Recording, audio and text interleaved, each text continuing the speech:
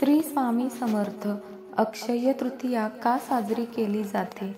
अक्षय्य तृतीया इतकी शुभ का मानली जाते?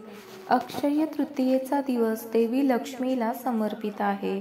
या दिवशी दान करणे हे अत्यंत पुण्यपूर्ण काम मानले जाते. या दिवशी गंगेत स्नान केल्याने सर्व पापांपासून मुक्ती मिळते. हा दिवस इतका शुभ मानला जातो का ते जाणून घ्या. वैशाख महिन्यातील शुक्ल पक्षातील तृतीया तिथीला अक्षय्य तृतीया असे म्हणतात. अक्षय्य म्हणजे ज्याचा अंत होत नाही ते. अक्षय्य तृतीया हा हिंदू धर्मातील सर्वात शुभ सणांपैकी एक आहे. अक्षय्य तृतीया हा दिवस लक्ष्मीचा दिवस मानला जातो, म्हणूनच हा दिवस खूपच शुभ मानला जातो. अक्षय्य तृतीयेच्या दिवशी भाग्य आणि शुभफळ कधीच कमी होत नाही. त्यालाच आखाजी असेही म्हणतात. या दिवशी केलेले कृत्य कधीही न संपणारे शुभफळ देतात. असे मानले जाते की या दिवशी जर एखाद्या व्यक्तीने चांगले कर्म केले आणि दान केले तर त्याला दुहेरी शुभफळ मिळते. या शुभ परिणामांचा प्रभाव कधीही संपत नाही.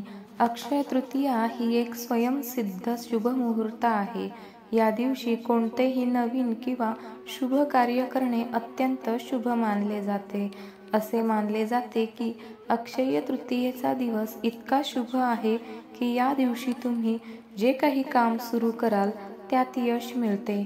या दिवशी जप, तपस्या आणि दान केल्याने उत्तम फळ मिळते. पुराणानुसार भगवान युधिष्ठिराने श्रीकृष्णाला अक्षय्य तृतीयेचे महत्त्व जाणून घेण्याची इच्छा व्यक्त केली. तेव्हा भगवान श्रीकृष्ण म्हणाले की ही सर्वात शुभ तिथी आहे.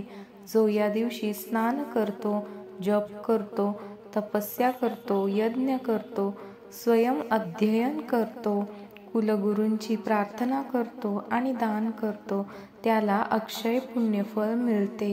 अक्षय्य तृतीयेची पौराणिक कथा. एकेकाळी एक गरीब वैश्य राहत होता. त्यांची देवांवर नितांत श्रद्धा होती. त्याच्या गरिबीमुळे त्याला खूप त्रास सहन करावा लागला. एके दिवशी कोणीतरी त्यांना अक्षय्य तृतीयेचे व्रत करण्यास सुचवले. या दिवशी ते गंगेत स्नान करतात, देवी देवतांची पूजा करतात आणि दान करतात. हा वैश्य पुढील जन्मात कुशावतीचा राजा झाला असे मानले जाते. अक्षय्य तृतीयेच्या दिवशी पूजा आणि दान यांच्या प्रभावामुळे ते खूप श्रीमंत आणि प्रसिद्ध झाले.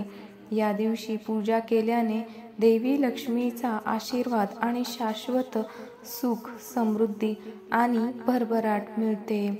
अक्षय्य तृतीयेला तुम्ही काय काय करता ते कमेंटमध्ये नक्की सांगा आणि व्हिडिओला लाईक, शेअर आणि सबस्क्राईब नक्की करा. धन्यवाद.